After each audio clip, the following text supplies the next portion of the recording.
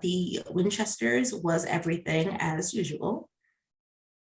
I was, oh my gosh, I was shipping to an almost fatal extent. There was so much material in this episode. Yeah.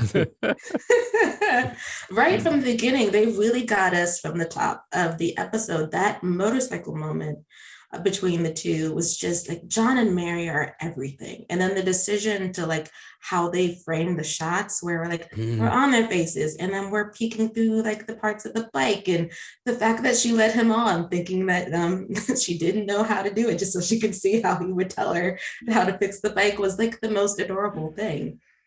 It was. And the fact that like they've been playing the long game with them for so long, 4 episodes isn't that long, but you know they were going to be playing the long game generally. And then this one just kind of like attacked you with it in the opening moments. And I was like, oh, wow, we're going here really, really quickly. And of course, ultimately, they ended up doing that tropey thing where to love them, you have to let them go or whatever at the end.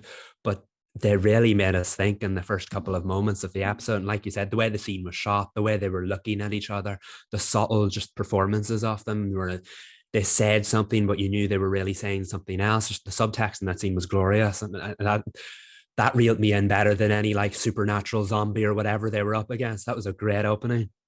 Their slow burn reminds me a lot of Clark and Lana in Smallville in the early seasons, where it's like they give you little like starts and fits where like they have those looks with each other, they have those deep talks, but like there's something between the both of them that holds them back. So it's like one step forward, like 15 steps back. When it got to the end of the episode, I was like, oh, this is exactly like that. Yeah. Oh, it's going to be a fun journey, but I feel like we always wondered what it would be like when they started like showing that real like attraction to each other more than they already have. And I feel like this was a great test of it because we know there's more coming, obviously, hopefully.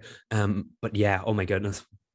I feel like that was the biggest talking point of the episode. And I feel like we could talk about it for ages.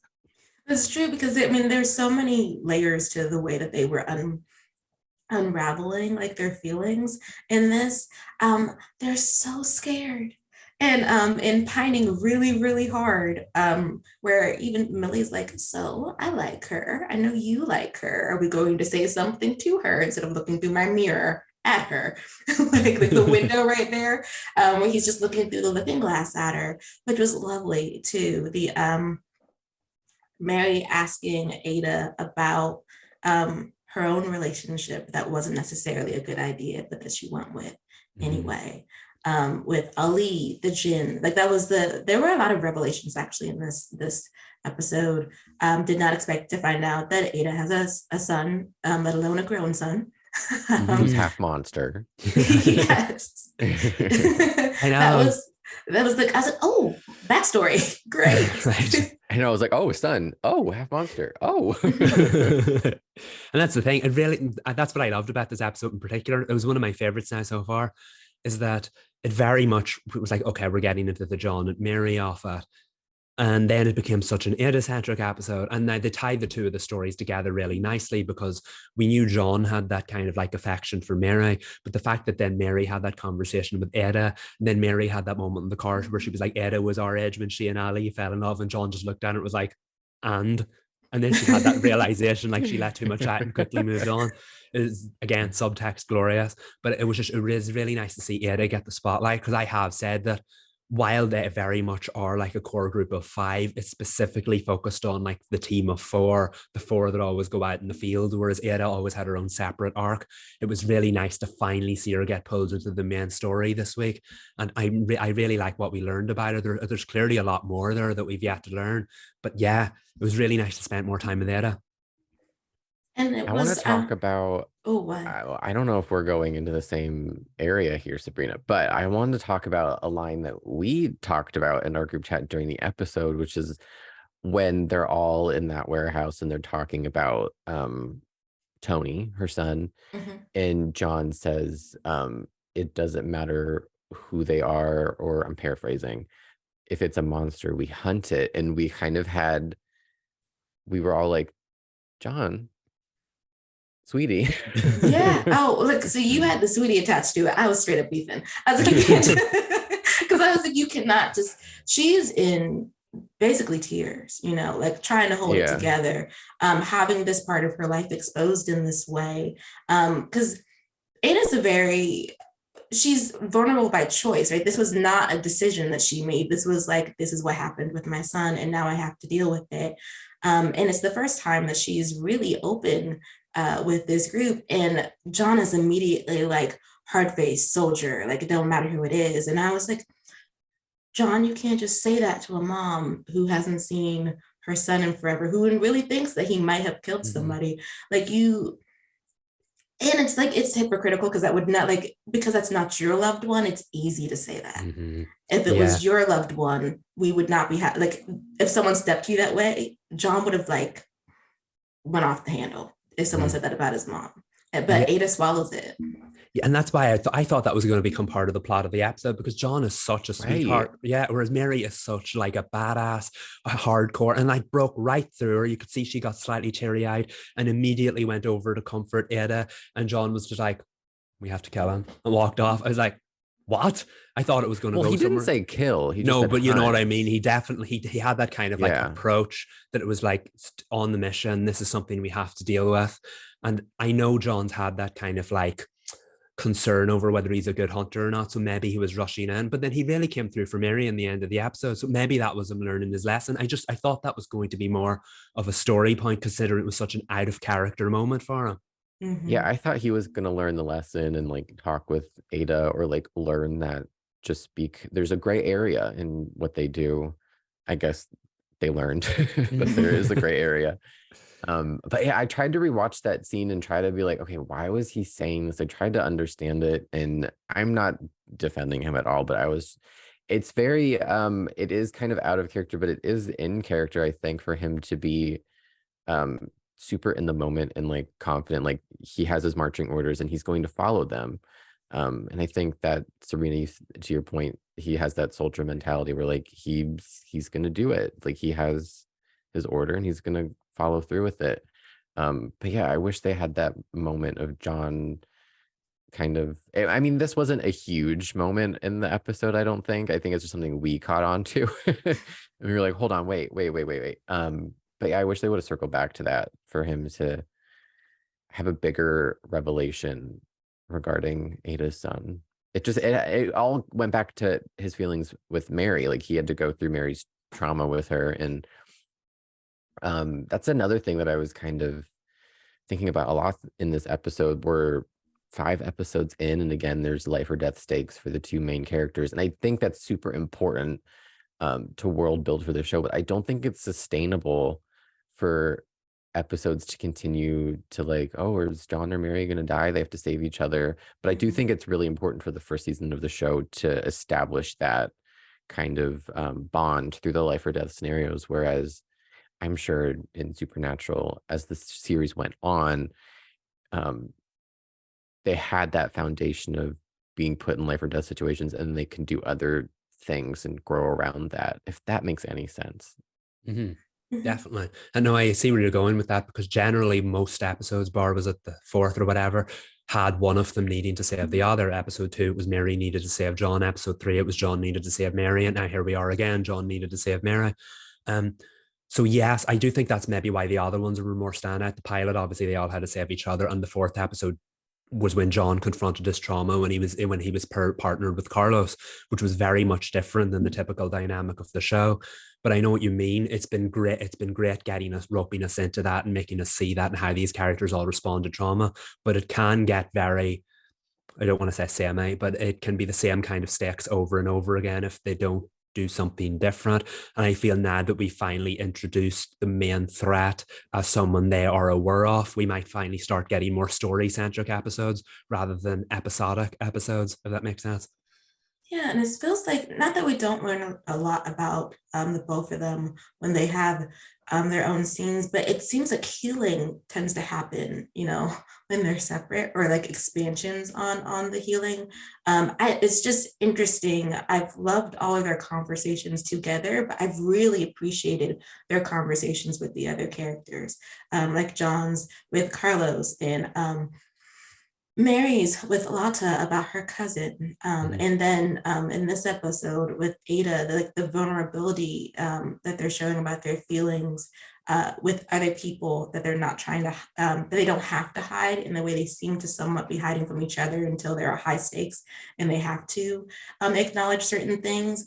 I do think if I had to put like a strike against this episode, I really do wish that they had spent more time on John, realizing what he had said was wildly inappropriate. It was startling, and I would, but it was a decision. It was like if it's going to be a part of his character, if he is someone who feels like it's hunting and that's what we have to do, then like challenge him on that. Nobody challenged him on it. The story kind of did by making Tony the person that had to go, that had to help them save Mary. But there's no acknowledgement for that either. Like you were ready to hunt him, and then here he is, ready to help you.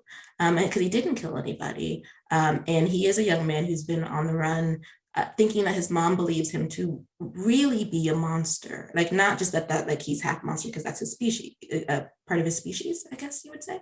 Um, but that he is someone capable of torture and murder and feeding on someone to the point of death. And that, so I think the best source of the unpacking of the trauma in this episode actually had to do with the way that parents can change who you are or your perception of yourself. Because that was Tony's issue with his mom, even though he had accidentally walked in on her dreams. It wasn't like he did that. He didn't find that out because she told him. He found out she's scared because he did not mean to invade her privacy, but he did.